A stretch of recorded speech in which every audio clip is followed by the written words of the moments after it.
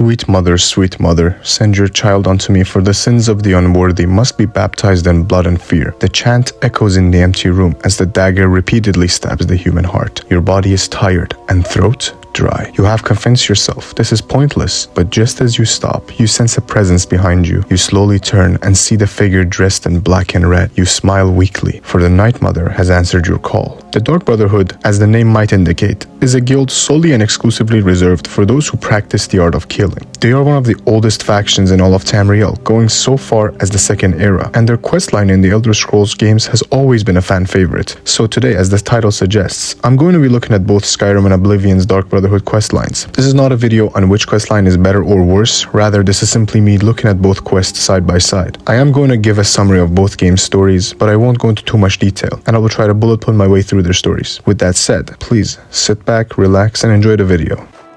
You sleep rather soundly for a murderer.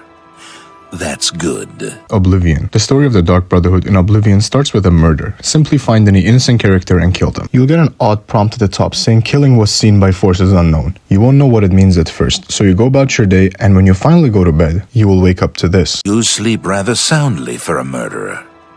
That's good. You'll need a clear conscience for what I'm about to propose.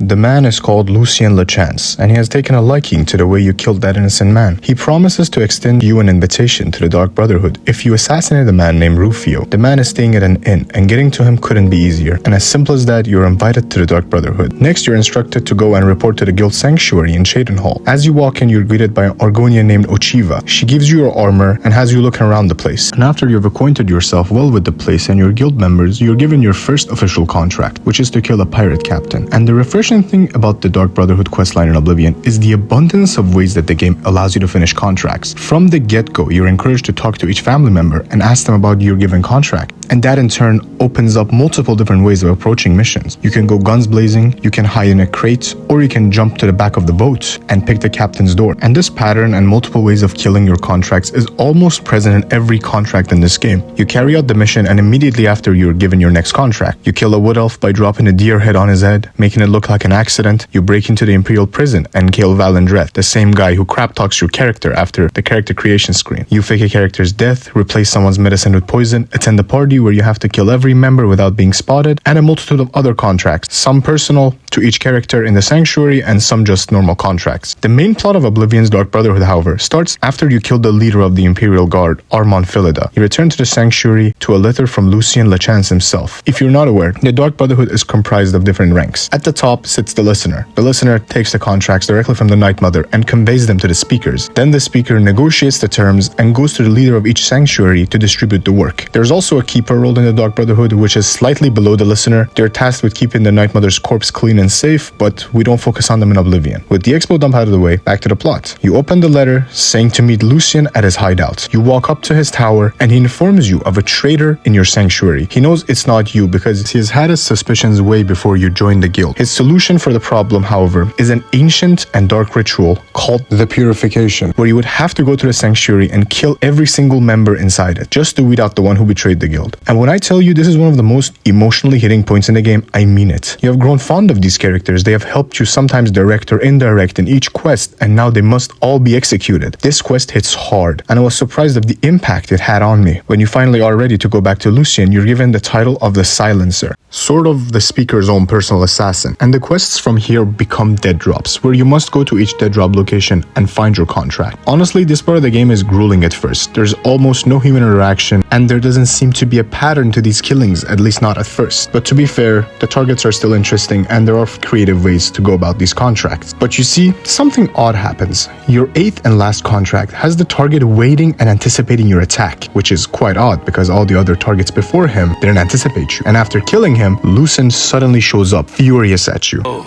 no!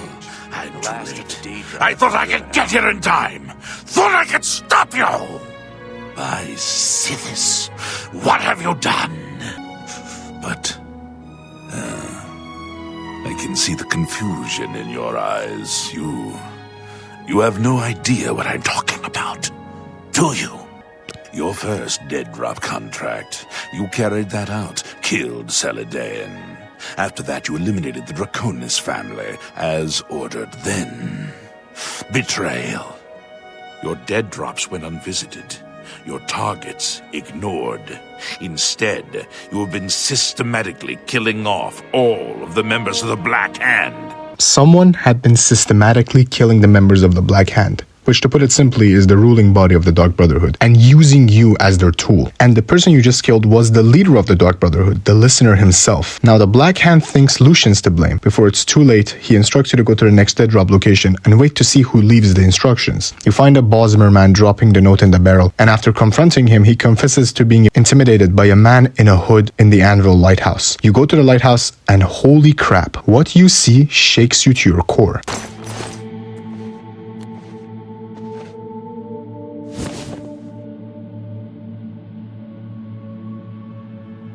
The head of a corpse and the journal of a madman. The journal belongs to a Matthew Balmont. He was a boy raised by his mother from birth, and the two of them shared a very close bond. Balmont's mother and father separated from one another when he was very young, but his father, that was still very angry over this, contacted the Dark Brotherhood in order to exact revenge. And the person who was sent to fulfill the contract was Lucien Lachance himself. The young Balmont witnessed Lachance behead his mother from underneath his bed, and this image of his mother's severed head drove him insane. So he swore that one day he would destroy the Night Mother and the Dark Brotherhood, and especially Lucien. You run back to Lucien with this information, but when you open the door... Silencer, at last you've arrived. Fear not for the... I am Arquin, Speaker for the Black Hand. I bestow upon you the title of Speaker. You will take Lucien Lachance's place on the Black Hand. Lucien is dead. You are too late. At this point in the game, you can't tell the Black Hand about what you found out. Instead, you are to make your way to the Night Mother's tomb and seek guidance on what to do in the absence of a listener. You do this odd ritual in the middle of the city square with a lot of chanting and screaming, and by some odd miracle, no one notices. You walk down to the crypt and see the ghost of the Night Mother, quite angry at being disturbed. The Night Mother reveals that Lucien wasn't a traitor. The room goes still, but before anything else can be said, Balmont uses this opportunity to attack. I will destroy your Night Mother, and the Dark Brotherhood will fall. What treachery! The traitor still lives. It is Matthew Balmont. Do not let him harm the Night Mother. Kill him! You kill Balmont, and the Night Mother, who's clearly pleased with your actions, grants you the title of listener. From here on out, you won't be the one doing the contracts. Instead, you will simply be relaying them to the speakers and getting your cut of the money. I thought the ending of the Dark Brotherhood in Oblivion was a bit abrupt, especially with us not really knowing Balmont and just having recently been introduced to him. However, other than that tiny detail, the plot wraps up beautifully, and the multiple plot twists that the story had fully did their job and shocked me to my core. There are other points I'd like to mention as well, like the dead drops, for example. But I want to take a look at Skyrim's story too, and at the end, do a full comparison. However, as you can see, the video is timestamped, and if you want to skip ahead, please, feel free to do so. Sweet mother, send your child unto me, for the sins of the unworthy must be baptized in blood and fear. Aventus Aretino is an orphan living in Honor Hall Orphanage in Riften. He and his friends are abused and belittled every day by the headmistress Grelot the Kind. One day, when the abuse starts weighing heavy on him, he runs away from Riften and he goes back to his family home in Windhelm, where he used to live with his mother. In his anger, he makes a plan to save all the children from Grelot the Kind. So, he gathers bones, a dagger, a nightshade, and a human heart somehow, and starts performing the Black Sacrament. You are but a passerby when you hear about him doing the ritual, and if you're curious enough to break into his house and see the ritual for yourself, he will assume you're a Dark Brotherhood assassin. He gives you the contract, and instead of you deciding to go work an honest job of chopping wood or mining ore in the mines, you choose to travel to Riften and carry out this kid's contract. In true Elder Scrolls fashion, the next time you wake up, you will be visited by the Dark Brotherhood. Sleep well?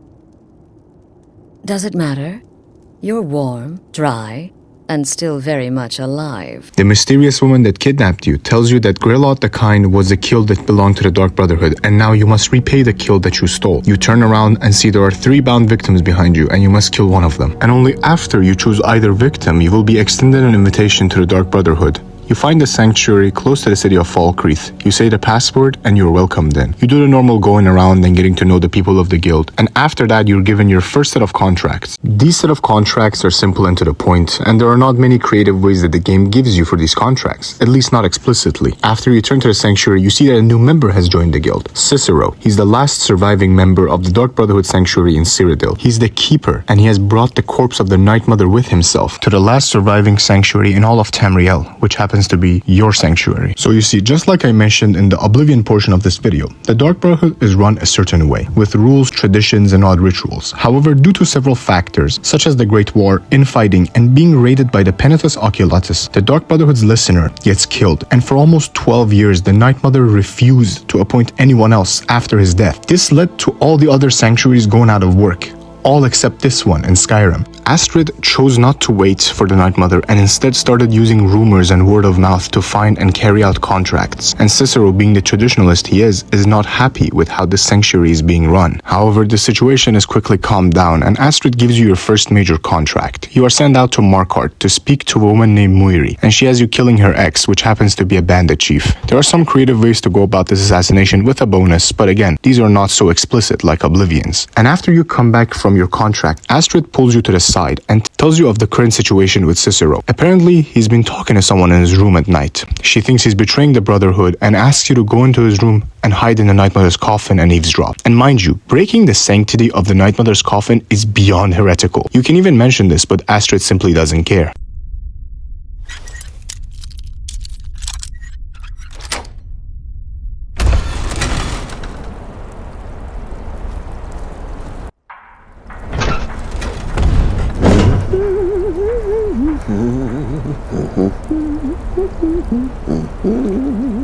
Yes!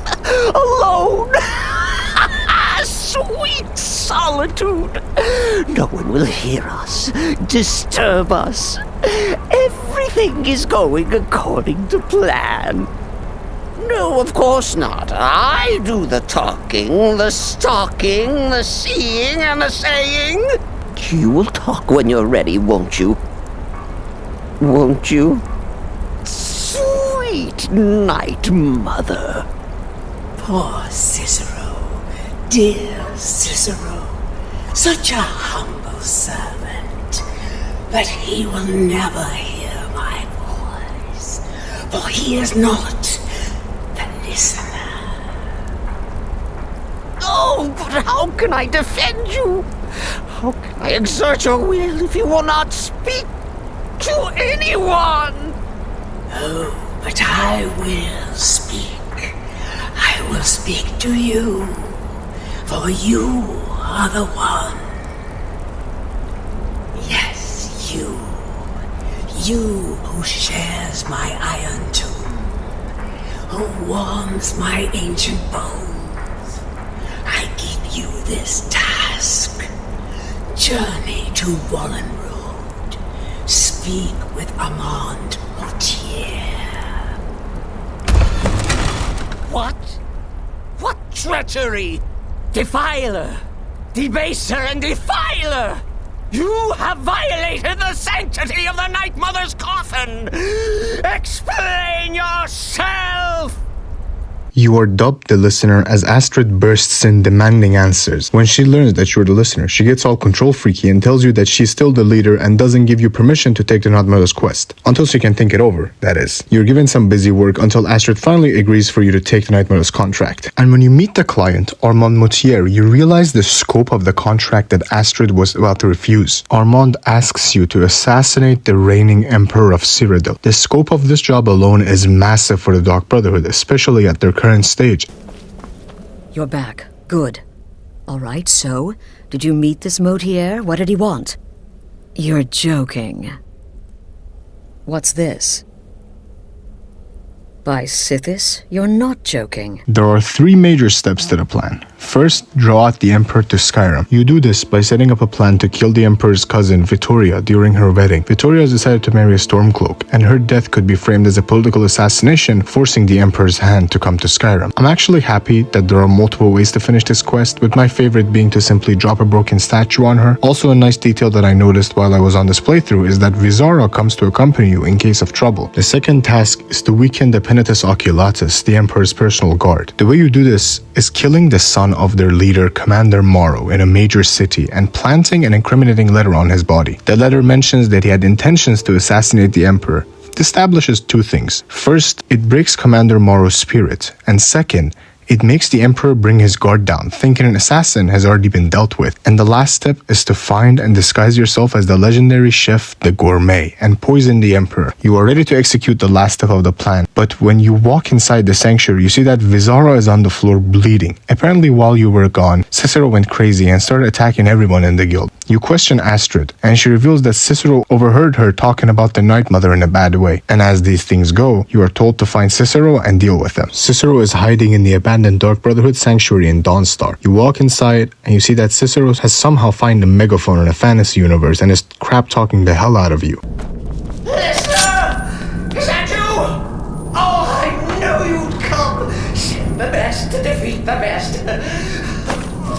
Astrid knew her stupid wolf couldn't slay Cicero. And after a very normal Skyrim dungeon, you get to him. And instead of a grand fight, you find him a bleeding man on his last breath. And after hearing him out, you'll have the choice to either spare or kill him. However, I always spare him, and that's because I like his character, and even lore-wise, I don't really think we are meant to kill him. The Keeper is a sacred position within the Dark Brotherhood.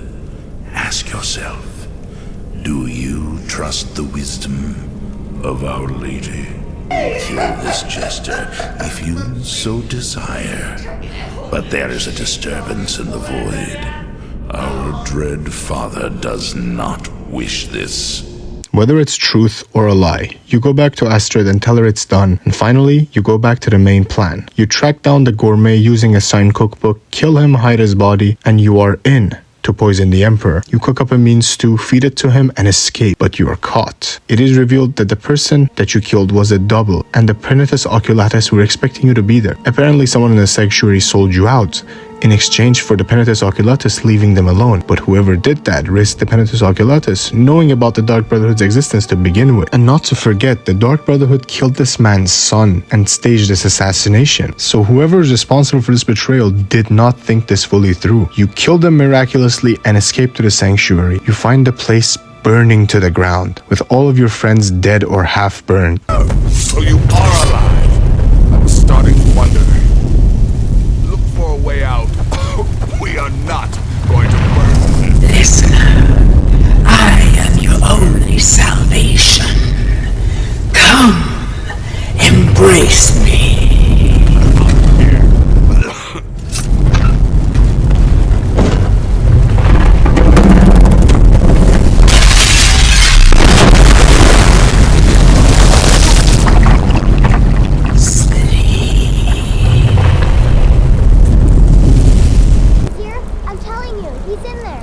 I'm going as fast as I can, you stupid she-devil. I don't see you helping. I'm not exactly built for manual labor. Now come on, you've almost got it. You must speak with Astrid here in the Dark Brotherhood Sanctuary. Night Mother orders you to find Astrid, and honestly, the state you find her in is quite bone-chilling. Astrid confesses to betraying you. She was so afraid of going back to the traditional ways of the Dark Brotherhood that she took the risk of giving you away to keep the family going the same as before. But after her plan backfired, she realized how foolish she had been. With a dying breath, she asks you to end her misery. Do it, listener. Kill me. The family is broken, resources gone, and you're in no shape to continue. But in a last moment of hope, you choose to finish the contract. You find Amand, find the location of the Emperor, which is on a boat leaving Skyrim. And as a bonus revenge side plot, you can kill Commander Morrow too. The look on his face when he sees you is absolutely priceless. You break into the Emperor's ship and come face to face with the Emperor. And honestly, this is one of the most memorable cutscenes in all of Skyrim for me. I told you can't stop the Dark Brotherhood. Never could. Come now, don't be shy. You haven't come this far just to stand there gawking. You and I have a date with destiny, it would seem. But so it is with assassins and emperors, I ask of you a favor. An old man's dying wish. While there are many who would see me dead, there is one who set the machine in motion. The quest is technically done here, but you can fulfill Emperor's last request and kill Amand. And with the money he gives you, you can rebuild the Dawnstar Sanctuary. Also, if you spare Cicero, he shows back up, and we'll all live happily ever after. Babette, my girl, pack your things. We're moving.